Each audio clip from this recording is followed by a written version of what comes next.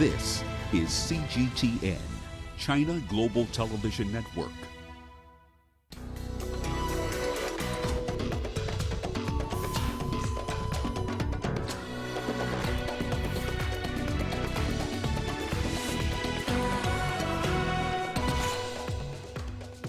Scientists race to defeat the coronavirus as the death toll climbs to 259. An Egyptian court recommends the death sentence for 37 suspected terrorists. And Ugandan fishermen feel the pinch as pollution on Lake Victoria worsens. Hello and a warm welcome to Africa Live on CGTN. I'm Lindy Mtongana in Nairobi. Also coming up this half hour. In sports, South Africa's Lions hope the Springboks World Cup triumph rubs off on their performance in the 2020 Super Rugby season. We begin now with the latest on the coronavirus outbreak. The death toll currently stands at 259, all within China. Over 270 people have now recovered from the virus in China, and the total number of cases in the country is now over 11,800. More than 110,000 people across China are under medical observation. There are 137 confirmed cases outside the country, taking the global total to over 12,000. Japan has 20 after confirming 3 new cases. Thailand has 19 and Singapore currently has 18 cases. Huanggang City in Hubei province has the second most confirmed cases and deaths from the coronavirus after Wuhan. On Saturday, authorities there announced restrictions on going out in public. Our reporter Xu Xinchen has more on the efforts to curb the outbreak. In Huanggang, the newest restriction put on by the residents by the city government is that for each household, only one person can go out every 2 days. So they can go out to get produce, get supplies for their family members, but only one person is allowed to go out every 2 days. And we know right now 7.5 million people are estimated are in the city of Huanggang. So that means actually the new measures will definitely limit a big portion of the mobilization of the residents in Huanggang. And we also know that actually two days ago I visited Huanggang. Huanggang is a lot smaller, it's not as developed as Wuhan. So medical condition there is not as well equipped either. So I also visited their newly built hospital, but that hospital was planned to be used, ready to use in May, but then the city decided to use that right now. So the surrounding area of that hospital are still under construction, and in fact, I ran into a trash bin outside of that hospital, around the hospital entrance, and in that trash bin there were unfinished meals, used isolation gowns, and a mask, facial masks. So definitely there's a lot of work to be done there in Huanggang to put the effort to control the disease there. Now, global medical experts have been working alongside China in fighting the outbreak, as these researchers from Italian and French institutions explain. We can access the detailed reports of virus behaviors and infected cases that are published by the Chinese government. This information is helpful for fighting the virus together under the framework of the WHO. I think the Italian government can feel the transparency and dedication that the Chinese government is putting into fighting this outbreak. This is crucial at the current stage. There are more than 50 genetic sequence maps uploaded to the Global Influenza Sequence Database. By comparing the different sequence map, we are able to evaluate the changes of the virus in time. This method is crucial because we need this kind of transparency to share data information. Many other scientists around the world are also continuing their research in the hope of putting a stop to the virus. One university that has joined the effort is Purdue University in the U.S. state of Indiana. CGTN's Dan Williams reports. Scientists work around the clock, searching for a breakthrough to stop the new coronavirus. We fear most what we don't understand, and we're at a point where we don't understand. Professor Andrew Messakar is head of the Department of Biochemistry at Purdue University. We don't have to work at this level with the infected virus, we can work with a piece of it, which is completely safe. He and his team are examining the atomic structure of the coronavirus that originated in Wuhan, China, and comparing it to the SARS virus that first surfaced in China in 2002, that spread to 37 countries, resulting in more than 750 deaths. When we pull up those gene sequences from the two, they're over 95% identical, which suggests that their structures are also going to be 95% identical. It was here in this laboratory that scientists made a key breakthrough in the research of the Zika virus. They were the first to determine its molecular structure. The focus now is on scoring a similar breakthrough with the new coronavirus. Yeah, blow that up around here, the green. The team is mapping out the proteins of the virus with the aim of finding a weak spot where medication can intervene and stop the virus from replicating in humans. So these coronaviruses need these enzymes, what are proteases, in order to replicate and keep the virus alive. So what we're trying to do is to develop drug molecules that will target those enzymes, knock out their activity, so that when they knock out their activity, the virus will no longer replicate. Neighbouring state Illinois was the first in the United States to have a confirmed case of person-to-person transmission of the virus.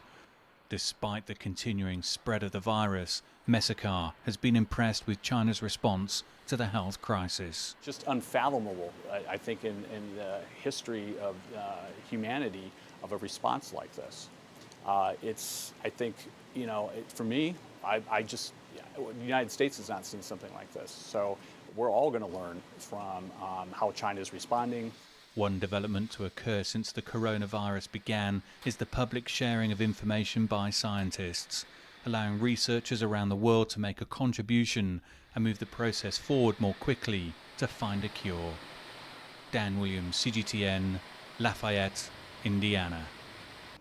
Well, the international community is also helping to support the Chinese city of Wuhan, the epicenter of the coronavirus outbreak. A special plane from Germany has brought more than 5 tons of medical supplies to the city. They have been handed over to the Red Cross for Wuhan and surrounding areas. After dropping off the supplies, the plane was used to evacuate German citizens from Wuhan. Meanwhile, Pakistan's foreign minister says the country will send military planes to deliver aid supplies to China within days. More coronavirus patients have been discharged from hospitals across China. 20 of them, aged between 15 and 64, recovered in one of Wuhan's hospitals. They were pleased that they finally pulled through. I was fearful of the disease when I was hospitalized. We thought it was very serious as the virus spread out of Wuhan. We finally pulled through with encouragement from the medical staff and people around, as well as our own confidence in overcoming the disease.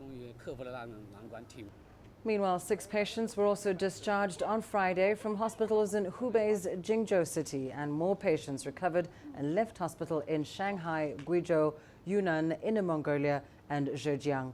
Recovered patients are also required to quarantine themselves for 2 weeks in case of cross-infection.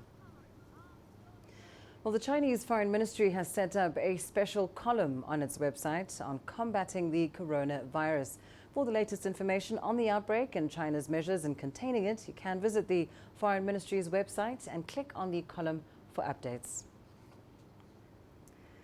Now, meanwhile, a senior official from the World Health Organization says the outbreak of the novel coronavirus in China will impact the funding and medical support that the Democratic Republic of Congo has been relying on to contain the Ebola outbreak there. Dr. Gervais Folofak has appealed to donors to contribute more to sustain the fight against Ebola. CGTN's Chris Ochomoringa has more from Kinshasa. The DRC has been grappling with the world's second worst Ebola outbreak since August 2018. More than 2,200 people have died of the disease in North Kivu and Ituri provinces so far. The international community has contributed most of the funds for containing the disease. The World Health Organization says the emergence of the coronavirus in China will affect the funding for the Ebola outbreak and other epidemics in the DRC. New outbreak, coronavirus, which happened in China last year, at the end of December. It's true that it's going to affect the efforts that we are doing in DRC to control many other outbreaks.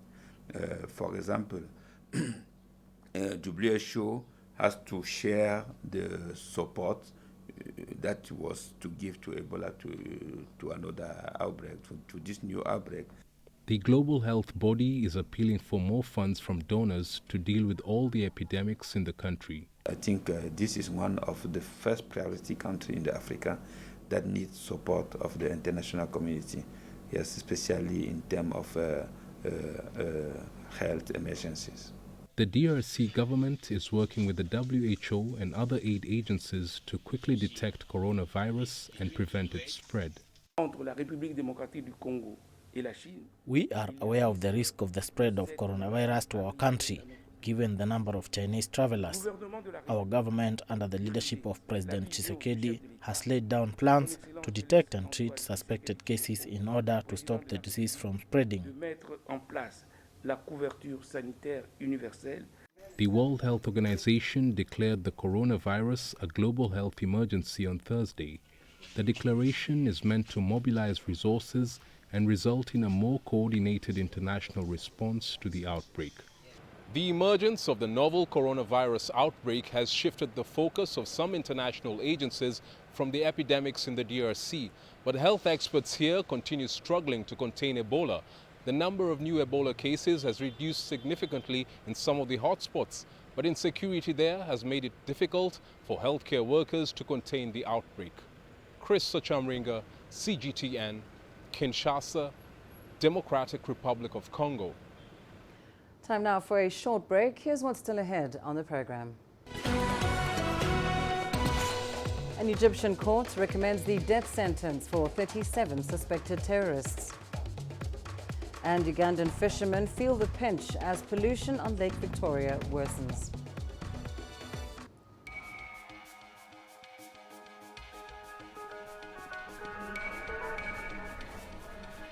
You're watching breaking news on CGTN.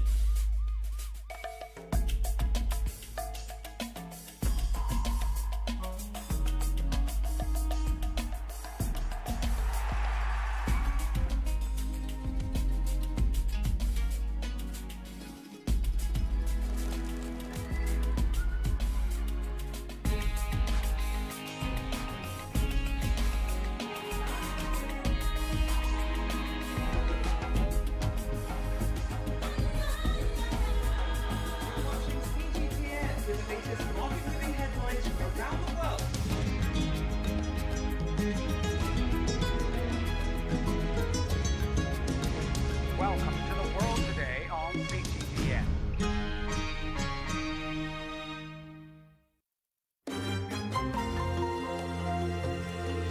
Africa Live. Find your voice.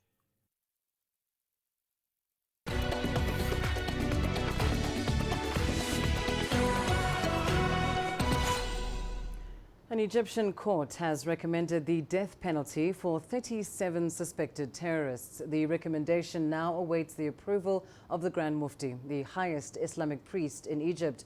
The suspects include Hisham Ashamawi, one of the most wanted men in Egypt, who is accused of killing 55 police and security officers. CGTN's Adel Al-Makhroui has more. Out of 208 defendants, a criminal court in Cairo has recommended the death penalty to 37. They're all accused of terror acts and joining Ansar Bayt al-Maqdis, a group that later changed its name to Sinai province and became ISIL's arm in Egypt. The prosecution is accusing the defendants of espionage, premeditated murder, joining and establishing terrorist groups, and illegal acquisition of arms and explosives. Hisham al-Ashmawi is the most prominent figure in that case. The international terrorist is being investigated in 54 court cases. He's accused of plotting the assassination attempt of Egypt's former interior minister, attacking security management offices, police and military checkpoints and vehicles. Ashmawi's activities stretch across Egypt, from the Sinai to the western oasis where his deadliest attack took place in 2014, killing 22 border guards in Farafra. For years he has been taking shelter in Libya, where he was arrested in October 2018 and then handed over to the Egyptian authorities in 2019. Hisham al-Ashmawi was an officer in the Egyptian armed forces. The defected officer has joined the Sinai terrorist groups and ever since has been the most wanted man in Egypt. In total, he's accused of killing 55 security personnel. Adel Mahroui, CGTN, Cairo. Nigeria is among several countries included in President Donald Trump's updated travel ban. Tanzania, Sudan, Eritrea, Kyrgyzstan and Myanmar join the expanded list. Nationals from these countries will no longer receive visas which can lead to permanent residency. They'll still be able to visit, though, as tourists. The U.S. Homeland Security Secretary said the countries failed to meet the U.S. security and information sharing standards. In 2018, immigrant visas were issued to over 8,000 Nigerians. Let's hear now how some are reacting to the expanded travel ban. Relocating to USA is actually very hard, but it's somewhere I want to visit and probably relocate to if possible. But now that sounds like something that is not even possible. Not happy about it. Reasons means that some are not comfortable here in Nigeria, in Africa generally, and since we are not comfortable, others should be allowed to travel. And so we should not be restricted all in Nigeria because I think some should be allowed to travel outside to go and look for means of survivors. I believe this is time for Nigerians to diversify their traveling to other countries. Back to Egypt now, where the Arab League has rejected the Middle East peace plan, which was unveiled by U.S. President Donald Trump earlier this week. The League's foreign ministers made the resolution after holding an extraordinary meeting in Cairo. CGTN's Yasser Hakim has those details. The Arab League categorically rejected the deal of the century announced by U.S. President Donald Trump. Statements by the Arab foreign ministers offered its backing to the Palestinian stance. Egypt fully supports the just Palestinian cause and legitimate Palestinian leadership. We insist on achieving peace through a just process that retains the Palestinian land through two-state solution with Jerusalem as the capital, based on UN resolutions and the 1967 borders. Palestinian President Mahmoud Abbas had addressed the session with a 1.5-hour speech. Holding a map, Abbas accused U.S. President Donald Trump of reneging on promises for a fair and just two-state solution. This is Palestine before, and this is the land we are offered now. These small, unrecognized pieces. It's scattered, with Israeli-occupied land in between. What kind of state is this? And we are forced to accept that? The Palestinian president said he had met Trump 4 times and his envoys 37 times, but felt betrayed by the deal of the century. We had cut all ties with the American administration and the White House before. We only stayed in touch with Congress and the CIA. Then they sent me the peace plan to have a look at it before it was announced. Why was this? I'm not an outsider. It's my case. I should have been a partner in writing the plan. Once they said Jerusalem will only be the capital of an Israeli state, I rejected the whole plan. There was no need to listen anymore. Meanwhile, Arab League chief Ahmed Abul Gheit described the deal as a document of surrender by the Palestinians, not a peace plan. We honestly did not expect the result to be so disappointing. We have encouraged the peace process and negotiations led by the US. This US peace plan is not a two-state solution. It is a one state for two sets of people. This is apartheid. The Arab foreign ministers insist that peace will only be accomplished through direct negotiations between Palestinians and Israelis. They have also called for a mechanism by the international community to oversee the peace process. According to Mahmoud Abbas, the Palestinians will go to the UN Security Council to demand another mediator. He's suggesting to reassemble the Middle East UN Quartet to replace the United States as the sole mediator in the peace plan. Yas Hakim for CGTN, Cairo. Lake Victoria is critically important to Ugandan citizens who live around it, as it is the main source of their livelihoods. The lake is, however, heavily polluted with dangerous metals, including lead, arsenic, aluminium, and phosphorus. That's the stark message from Makerere University, which has just published a collaborative study with Texas Southern University. CGTN's Hilary Ayesiga has more. Preparing for a day's sail, Geoffrey Wabwire is a fishmonger at Mulungo Beach. He's concerned that uncontrolled waste in the lake is affecting business. The untreated waste released in water has a lot of chemicals, and because of high acidity, most of the fish die. His opinion matches the scientific assessment. Researchers have found out that the quality of water has been compromised. In this research, we are looking at heavy metals as well as nutrients. And whereas for most of the heavy metals, they were below the WHO limits, for some of them, they are getting to that, like lead is getting to that limit. So, and even for these other heavy metals, that they are there should give us some concern. Research also shows that most of the toxic metals end up in the lake because the waste filtration mechanisms have been replaced by settlements. Built-up areas are growing in the area, and it's growing at the expense of the vegetation at the wetlands and the lake.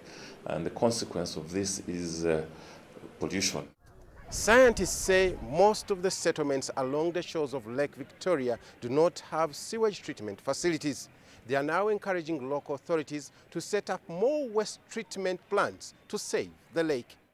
Fish was one of Uganda's top 5 exports, but no longer. This has forced the government to tighten laws for all activities around the freshwater lake. With this intervention, it is hoped that fishmongers like Wabwire could see their increase in fish to sell to their customers. Hilary Ayesiga, CGTN, Kampala, Uganda. And to Chinese New Year celebrations now. Chinese ambassadors to Mauritius and South Africa have shared their New Year's wishes to the people of China. On the occasion of the Chinese New Year, on behalf of the Chinese Embassy in Mauritius, I would like to extend my New Year's wishes to the global audience. Wish you and your family happiness and all the best. At the same time, I take this opportunity to wish our great motherland prosperity and peace. Wish our people a happy New Year and good health. We'd like to take this opportunity in this way to express our appreciation to all the friends in South Africa to developing China-South Africa relations and enhancing the mutual understanding and friendship between China, South Africa, and the rest of the world. Second, we would like to open the embassy to all friends to share the harmonious, open, inclusive Chinese cultural tradition. And coming up in your sports news up next. In sports, South Africa's Lions hope the Springboks World Cup triumph rubs off on their performances in the 2020 Super Rugby season.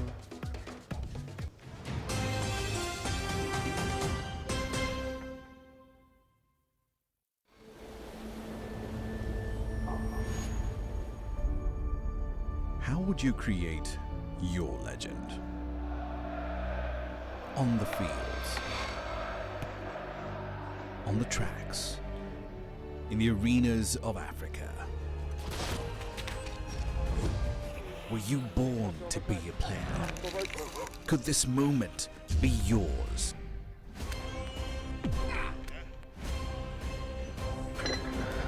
Sports Scene. Find your game.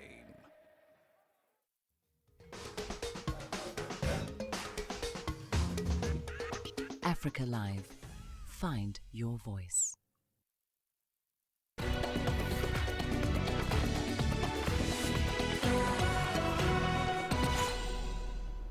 The Super Rugby competition kicked off on Friday with the Sharks beating the Bulls 23-15. The African sides are expecting tough competition from the best teams in New Zealand, Australia and Argentina. The teams from the Rainbow Nation will hope the World Cup triumph in Japan rubs off on their performances as they aim to end a long wait for Super Rugby silverware. CGTN's Sears Duplessis reports. The Lions know how brutal Super Rugby can be. After all, they've come close to the coveted title on 3 occasions and have had to stomach defeats each time.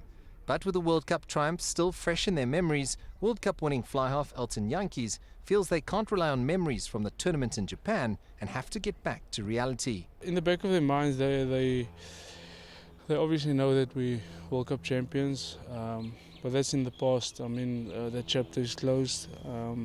But now it's all about Super Rugby. You know, it's a different competition. It's a tough competition, and it's a long competition, which means you can't just rely on 23 individuals or 15 individuals. You're going to rely on the whole squad. Recently appointed head coach Ivan van Rooyen says he's excited to be taking charge of a Super Rugby team for the first time and hopes to bring the best out of his squad. For us, the kind of game we want to play is decision making on attack and defence is quite a big part of it. So the more we play, the better decisions we'll make, but also the better we train, the better our decisions will be. So for us, it's really to be specific day in and day out on what we want to achieve training-wise, and then just put structures in place where the guys can go and express themselves on Saturday. Yankee says he enjoys the leadership role in his team and believes that it brings the best out of him, but is more than happy to get support from other leaders in the Lions' pride. Exciting always. I mean, I challenge myself in that from an individual perspective, but I mean, we've got other leaders as well. You know, in rugby you get different departments, so everybody's familiar with the roles in terms of leadership. But again, it's all about our culture, getting into our culture and sticking to our values, and that's where your leadership will be tested. The 3-time finalists will certainly have their work cut out in this year's competition. A brand new coaching staff and an exodus of senior players means they've lost a lot of experience. But what they lack in that department, they make up for with an abundance of talent and a young group of players eager to make a statement in this year's Super Rugby competition. CS du Plessis, CGTN, Johannesburg. And to the English Premier League now. Egypt striker Mo Salah notched a brace as unbeaten Liverpool's relentless march to the English Premier League continued with a 4-0 demolition of Southampton on Sunday. After a goalless first half, the leaders sparked into life in the 47th minute when they took the lead through Alex Oxlade-Chamberlain. Captain Jordan Henderson extended the lead on the hour before Salah took over to net his double in the 72nd and 90th minutes. Elsewhere, Everton stormed from 2-0 down to stun home side Watford 3-2, with Theo Walcott sliding in a 90th minute winner as Tanzania striker Mbwana Samatta scored on his Premier League debut. But it was not enough to rescue Aston Villa from a 2-1 defeat to Bournemouth. Earlier, a rare double from defender Antonio Rudiger earned Chelsea a point in an entertaining 2-2 draw at third-placed Leicester City, with Blues boss Frank Lampard welcoming the results. I think a fair point on play. First half, I thought we were the better team. Had some good chances. I know they had some, we gifted a few to be fair, but I thought our work off the ball and some of our stuff on the ball was good to come here and play with that personality. But second half, of course, they have a chance late in the game as well. I think it evened itself out, and I am pleased with the point. And that's it for this edition of Africa Live. Do send your feedback to the contacts on your screen and follow us on social media.